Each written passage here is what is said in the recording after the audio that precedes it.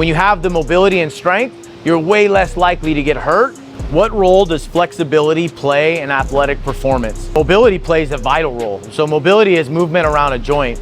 But if you have too much mobility, meaning you could see somebody who's like their knee, you lock their leg out and they're having like this, so like hypermobility, that's actually also dangerous, just like if somebody has no mobility, meaning they can't work into a big range of motion, they can barely touch their toes.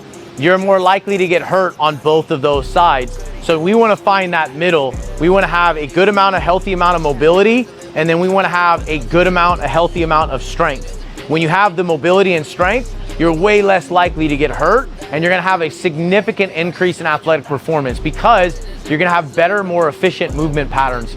So what I would recommend is not necessarily always doing static stretching, although I do think it can help and it is beneficial at times. I would always start with fascia release work. That would be my primary. So that's like breaking down the fascia layer of the muscle. We do this with trigger point balls. I'll put that in the description, the ones that we use. Then from there, I would do mobility. So that would be active movements like what we call an open spider, or just different exercises that allow you to move through large ranges of motion. I would lift big ranges of motion like full squats, deep RDLs, things like that are also going to enhance mobility. And then I would potentially do some stretches, especially if I'm feeling tight in certain places, but I would always do fascia release work first, then stretch second, which is the flexibility component.